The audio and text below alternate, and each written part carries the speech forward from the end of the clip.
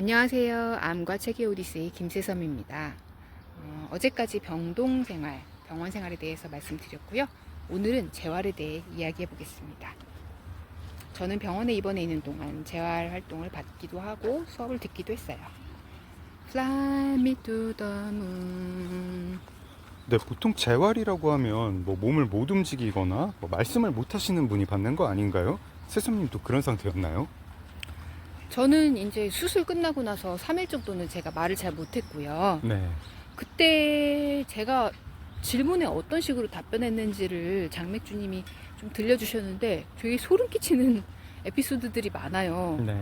예를 들면 뭐 이름이 뭐야 이런 것들은 잘 대답을 했는데 생일을 물어보면은 제가 원래 저희 주민등록상에는 음력 생일인데 전 양력으로 생일을 치르고 있거든요. 네. 그렇게 생일을 말한다거나 뭐 여기가 어디냐고 물어보면 혼란스러워하거나 네. 심지어는 은행이라고 병원이라고 말해야 되는데 네. 은행 뭐 이런 대답도 했다고 해요. 그리고 남편 이름이 뭐예요? 라고 물어보면 제대로 대답을 못하고 네. 올바른? 네. 네. 곧바른? 뭐 이런 형용사들 그런 이야기들을 했다고 해서 깜짝 놀랐습니다. 네.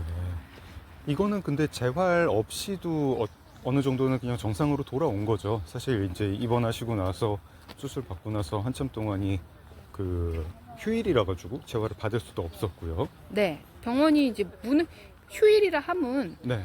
병원이 외래 진료를 하지 않는다는 뜻이거든요. 네. 병원 내에 모든 프로그램이 없어져요. 네. 당연하겠죠. 병원에서 일하시는 분들도 쉬셔야 하니까요. 네.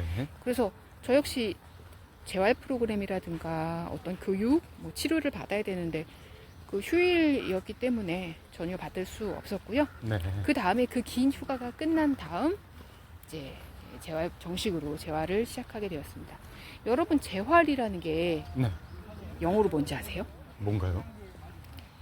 리헵이라는 말 우리가 미드나 여러 군데에서 듣잖아요. 아, 에이미 와인하우스 노래잖아요. 네, 맞아요. 리헵.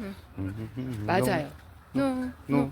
리헵이 재활이에요. 아하, 그렇군요. 네. 리헵. 네, 네. 그래서 우리는 재활이라고 하면은 굉장히 뭐 대단한 거, 막 엄청난 거다라는 느낌이 드는데 서구 사회에서는 사실은 약물 중독이나 이제 이런 중독자들이 꽤 있잖아요. 알코올 중독. 네.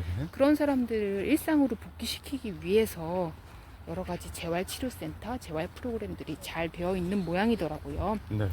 그래서 꼭 몸을 못 움직이거나 말을 못 한다거나 뭐 손을 덜덜 떤다거나 그런 사람들뿐 아니라도 네. 어떤 일상적인 작업이라던가 네. 직장 생활의 어려움, 뭐 사람 관계에 어려움이 있는 사람들은 재활을 좀 자연스럽게 받는 추세이고 우리나라는 아직 그런 정도는 아니고 네. 제가 있었던 병원의 재활 프로그램은 그건 아니고 이제 수술을 이제 막 끝낸 환자니까 제가 좌우 몸의 밸런스가 제대로 맞는지 뭐 운동 기능에는 이상이 없는지 이런 것들을 좀 체크하면서 이끌어주는 프로그램이었습니다. 지금 재활의학과에서 뭐 여러 가지 검사를 했었잖아요. 처음 재활의학과를 갔을 때 네, 운동 능력, 언어 능력, 인지 능력 이런 걸 테스트를 하더라고요. 네. 세솜님의 운동 능력, 인지 능력, 언어 능력은 어떤 상태였습니까? 운동 능력이 사실은 어찌 보면은 그들 입장에서는 제일 중요했을 수도 있겠어요. 네. 왜냐면은 사람이 제대로 걷고 넘어지지 않아야 되잖아요. 그래야 뭐 사업을 하든 직장 생활을 하든 네. 뭐가 가능하니까. 넘어지면 살 수는 없죠. 그렇죠. 그리고 왼쪽 오른쪽에 밸런스가 맞아야 되고요. 네. 이게 수술 이후에 한쪽만 마비되는 사람들이 또 많다고 하더라고요. 아, 그렇군요. 그래서 그 부분을 체크를 하고 네. 또 제가 머리에 종양이 있었던 부위가 그 아마 전두엽 쪽이었던 것 같아요. 맞습니다. 좌측 전두엽이었습니다. 네, 그래서 그 전두엽의 그 언어를 관장하는 부위에 굉장히 가깝게 종양이 있었는데 네. 그런 경우에 그 부분을 건드리면 언어 능력이 이제 손상될 수 있다. 네. 또한 인지력 또한 장담할 수 없다. 네. 인지력도 좀 나빠질 것이다라고 이제 의사 선생님께서 경고를 하듯이 말씀을 해주셔서 그 부분에 대해서 장맥주님이 또 굉장히 걱정과 우려가 많으셨죠? 그렇죠. 예, 인지 능력이 나빠질 것이다가 그렇게 얘기하신 게 아니고 네. 인지 능력이 안 나빠질 순 없어요. 인지 아. 능력이 손상 안 될 순 없어요. 이렇게 말씀하시고 가셨어요. 네. 그래가지고 인지 능력이 손상되는 거는 굉장히 기정사실이구나 네. 이렇게 여겼습니다. 그런 얘기를 들으면 정말 누구라도 좌절할 수밖에 없는데요. 네, 그럼에도 불구하고 저희가 그 의사 선생님을 탓하는 건 아니고요. 저희는 의사 선생님이 뭐 희망찬 얘기나 좋은 얘기, 뭐 다 괜찮아요, 다 잘 될 거예요, 기도하면 됩니다, 뭐 이런 얘기를 해주시기를 기대하는 건 아니고 네, 좀 정확한 정보 전달, 어떤 테크니션으로서 좀 그런 것들을 저희에게 도와주시기를 기대했던 바고, 네, 당연히 의사 선생님들은 뭔가 좋은 이야기만 하다가는 나중에 환자들로부터 당신이 뭐 다 잘 될 거라고 하고 부작용 없을 거라고 했는데 이렇게 된 거 뭐 어떻게 책임지실 거예요? 라는 컴플레인도 많이 받으실 거 아니에요. 그래서 그 부분은 사실은 이해는 합니다. 네. 그러면은 스승님의 인지 능력도 수술 직후에는 많이 손상이 돼 있었던 상태인가요? 네, 그래서 세상이 굉장히 이해가 안 되는 일들이 많더라고요. 어떤 일들이요? 예를 들면 네, 모두 다 되게 바쁘게 어딘가로 가고 있더라고요, 사람들이. 네, 그건 어떻게 알았냐면, 뭐 예를 들어 엘리베이터를 기다릴 때, 또는 뭐 좀 병실 복도를 걸을 때 제가 부득이하게 다른 사람들하고 마주치게 되잖아요. 그럴 때 보면 다들 바빠 보여요. 네, 다들 바빠 보이고, 다른 사람들의 특징 하나가, 그리고 손바닥에 뭘 놓고 그걸 계속 보고 있어요. 되게 재밌어요, 그걸 보면. 네. 뭘 홀린 듯이 막 그걸 쳐다봐요. 네. 그래서 저게 대체 뭐길래 저거에 왜 이렇게 붙어가지고서는 관심이 저렇게 높을까? 네. 그런 궁금증도 또 있었습니다. 그게 스마트폰이라는 거를 모르셨나요? 스마트폰이라는 건 알았죠. 그 정도 인지력은 있었는데 네. 그게 뭐길래라는 생각을 좀 했어요. 그러니까 아. 그 안에 어떤 정보가 담겼길래 네. 그거에 사람들이 이렇게 관심과 주목이 높을까? 되게 신기하다. 뭔가 굉장한 정보가 있나? 뭔가 굉장히 재밌는 게 있나? 이런 생각을 했습니다. 눈을 뜨고 세상을 둘러보는데 주변 사람들이 다 바쁘고 네. 손 위에 뭘 올려놓고 계속 그걸 홀린 듯이 보고 있었다. 네. 대체 이게 뭘까 네. 이런 생각을 하셨고요. 네. 또 인지능력 장애 중에 약간 뭐 판단력, 집중력 뭐 이런 것도 인지력의 하나로 포함이 되더라고요. 네. 그런 부분은 괜찮았습니까? 집중력이 굉장히 나빠졌다는 거는 개인적으로도 좀 느끼겠더라고요. 제가 원래 뭐 하나의 문제를 해결하려고 생각을 하면 네. 그거를 깊이 파고들어서 생각하고 끝장을 내고 또 그거를 실행하고 이런 거를 그래도 나름 잘한다고 생각을 하고 있었는데요. 원래 약간 그런 끝장파셨잖아요. 그렇죠. 저는 회피하는 스타일이 아니에요. 네. 저는 돌진, 워리어. 어떻게든 돌진해가지고 그거를 깨부수거나 해결하려고 하는 편이고요. 네.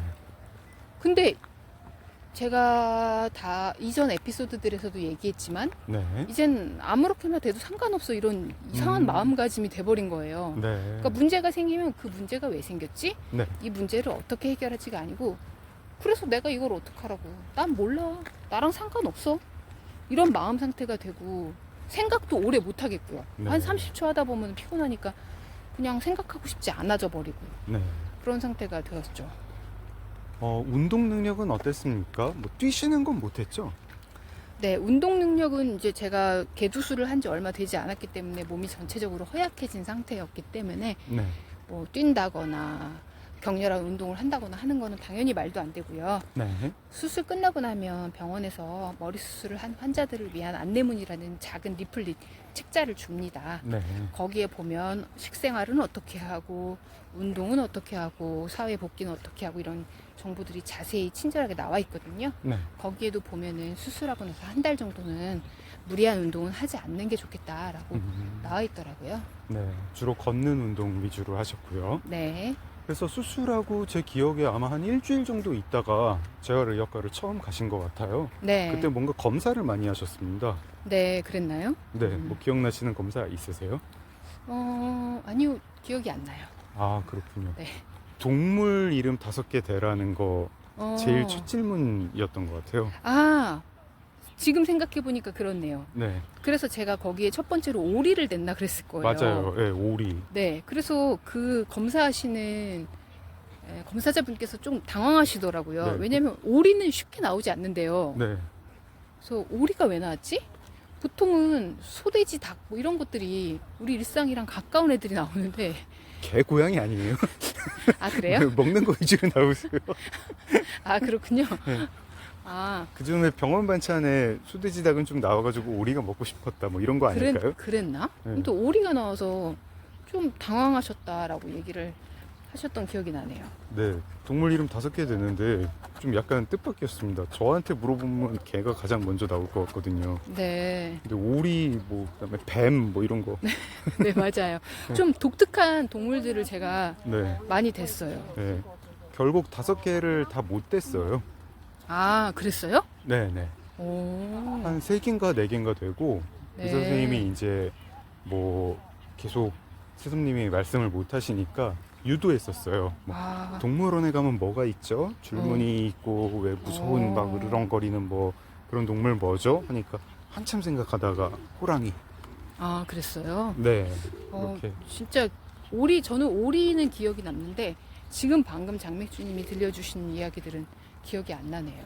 네, 뭐 그런 테스트를 약간 했었습니다. 동물 이름 5개 대기, 뭐 그리고 걷기를 한 1m 정도 시켰는데 네, 저희는 몰랐는데 이 어디 왼쪽이었나 오른쪽이었나 힘이 좀 약하다 네. 뭐 이런 이야기도 하고 하시더라고요.